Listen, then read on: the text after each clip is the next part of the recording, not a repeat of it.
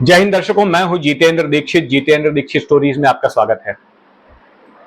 दर्शकों, कई ऐसे पुलिस अधिकारी होते हैं जो अपने पुलिसिया कार्यकाल के दौरान कुछ इस तरह के काम कर जाते हैं कि वे लोगों के बीच एक हीरो जैसी इमेज हासिल कर लेते हैं।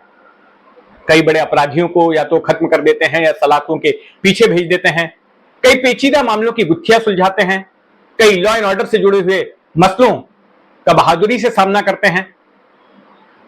तो ऐसे में उनकी जो इमेज बनती है उसको राजनीतिक पार्टियां भी भुनाने की कोशिश करती हैं और ऐसे पुलिस अधिकारियों को उनके रिटायरमेंट के बाद राजनीतिक पार्टियों की ओर से ऑफर दिया जाता है चुनाव लड़ने का। राजनीतिक पार्टियों को लगता है कि इन अधिकारियों ने अपने काम की वजह से लोगों के मन में जो जगह बनाई है उससे उन्हें राजनीतिक फायदा भी पहुंच सकता है और अगर उस अधिकारी को उम्मीदवार बनाया गया तो वो सीट उस पार्टी को हासिल हो सकती है। अगर महाराष्ट्र की बात करें तो कुछ एक नाम मेरे जहन में आते हैं, जैसे कि मुंबई के पूर्व पुलिस कमिश्नर अरूप पटनायक, उन्होंने रिटायरमेंट के बाद उड़ीसा से चुनाव लड़ा।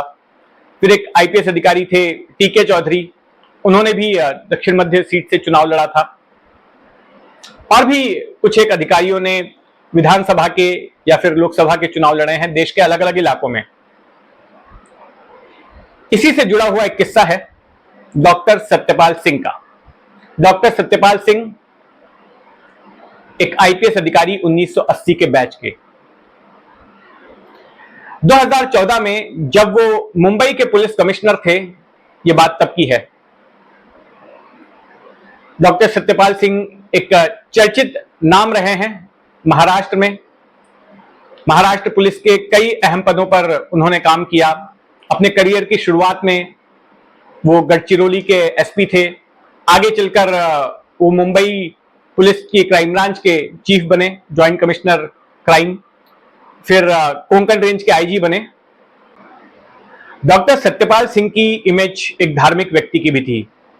वे आर्य समाज से भी जुड़े हुए थे और उनके विचार आरएसएस से भी मेल खाते थे।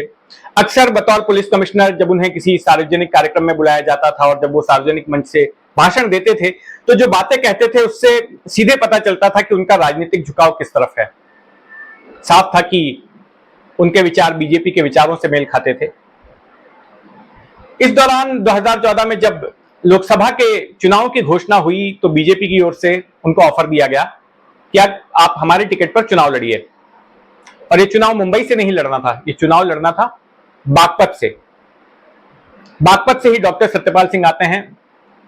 उसी संसदीय क्षेत्र में एक गांव है जहां की उनकी पैदाइश है, वहीं पर उनका बचपन बीता और उनको कहा गया कि आप अपने गृह प्रदेश उत्तर प्रदेश से जो है चुनाव लड़िए।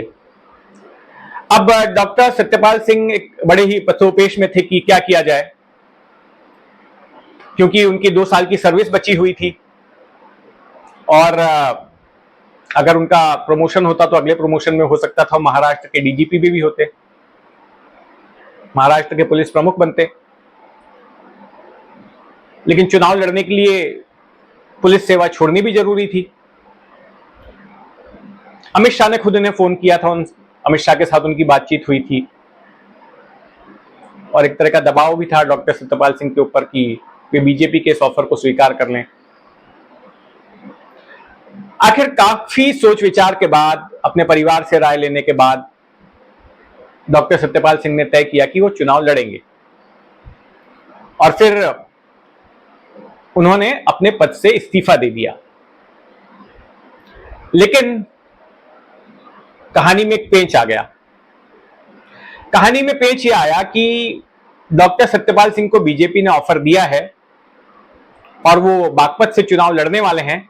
इस बात की खबर अजीत सिंह तक पहुंच गई। अजीत सिंह राष्ट्रीय लोकदल के बड़े नेता, जो कि 1999 से लगातार सांसद चुने जा रहे थे उसी बागपत सीट से। तो अजीत सिंह को लगा कि अगर डॉक्टर सत्यपाल सिंह यहां से चुनाव लड़ते हैं तो फिर उनको खतरा हो सकता है। दिलचस्प बात यह है कि यही डॉक्टर सत्यपाल सिंह किसी वक्त में अजीत सिंह के सेक्रेटरी भी हुआ करते थे।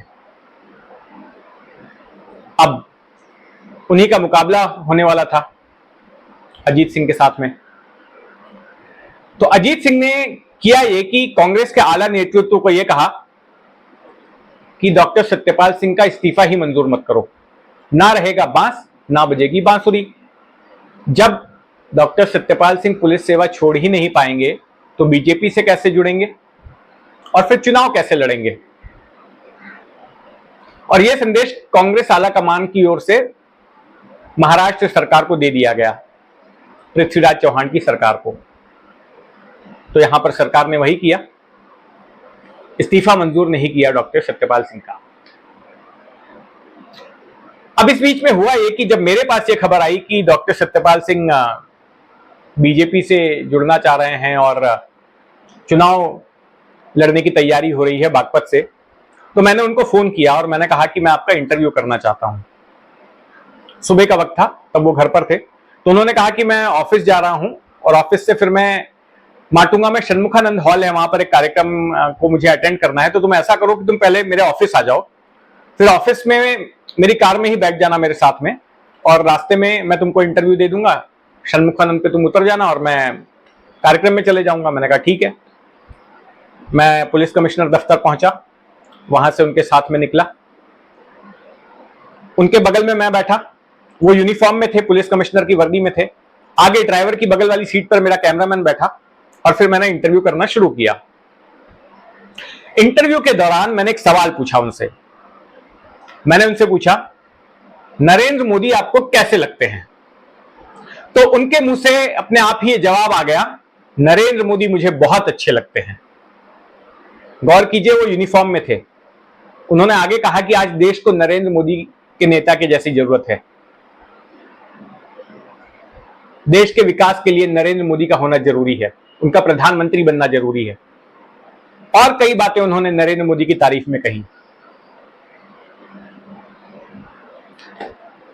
हम षणमुखानंद पहुंच गए, मैं वहां से उतरा और मैंने इस इंटरव्यू को अपलिंक कर दिया। अपलिंक करने के बाद में ये खबर जोर शोर से चली कि मुंबई के पुलिस कमिश्नर ने कहा कि देश को नरेंद्र मोदी जैसे प्रधानमंत्री की जरूरत है। और साथ में वो तस्वीरें भी चली, वो साउंड बाइट भी चली, यूनिफॉर्म पहने हुए डॉक्टर सत्यपाल सिंह ये बात कह रहे थे। इंटरव्यू चलने के बाद बड़ा हंगामा हो गया। कई लोगों ने सवाल खड़े किए कि पुलिस कमिश्नर की हैसियत वाला शख्स, उस पद पर बैठा शख्स, किसी राजनीतिक पार्टी के नेता की इस तरह से तारीफ कैसे कर सकता है, वो भी यूनिफॉर्म में।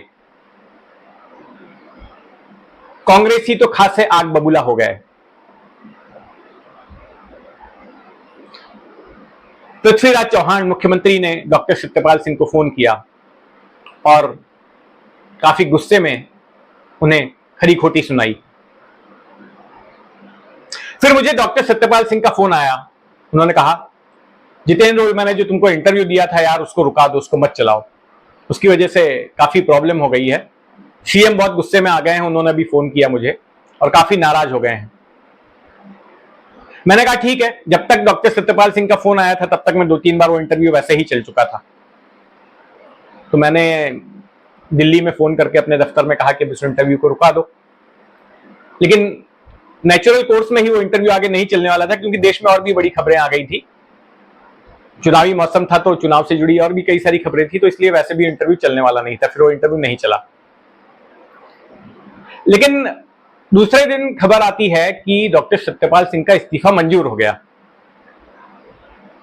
और फिर उन्होंने बीजेपी ज्वाइन कर ली। सांसद चुन लिए गए बागपत से, 2 बार सांसद चुने गए, 2014 में, फिर 2019 में, और उन्हें मोदी मंत्रिमंडल में मंत्री बनने का भी मौका मिला। मानव संसाधन मंत्रालय उन्हें दिया गया। हालांकि इस बार उनका पत्ता कट गया है, इस बार उन्हें टिकट नहीं मिला। लेकिन उस घटना के कुछ दिनों बाद जब वो मुंबई आए सांसद बनने के बाद, तो दिवाली के मौके पर मेरी उनसे मुलाकात हुई। तब उन्होंने हंसते हुए मुझे कहा कि जितेंद्र, तुम्हारे उस इंटरव्यू की वजह से ही मैं चुनाव लड़ पाया। अगर तुमने वो इंटरव्यू ना किया होता और मैं उसमें मोदी के बारे में जो कुछ मैंने कहा था ना बोलता, तो शायद मेरा इस्तीफा मंजूर ना होता। लेकिन उस इंटरव्यू की वजह से सरकार में बैठे लोग इतने भड़क गए, मुख्यमंत्री इतने भड़क गए कि मेरा इस्तीफा तुरंत मंजूर हो गया और मैं मुक्त हो गया। तो यह कहानी थी कि कैसे वर्दी पहनकर जब एक पुलिस कमिश्नर के पद पर बैठे शख्स ने मोदी की तारीफ की तो उसका इस्तीफा हो गया और फिर वो सांसद बना, फिर मंत्री बना। तो इस जैसे तमाम किस्से कहानियों के लिए जुड़े रहें जितेंद्र दीक्षित स्टोरीज के साथ। यह कहानी आपको कैसी लगी कमेंट बॉक्स में जरूर बताइएगा, मुझे जानने का इंतजार रहेगा। और अगर आपने अब तक इस चैनल को सब्सक्राइब नहीं किया तो सब्सक्राइब कर लें। जय हिंद।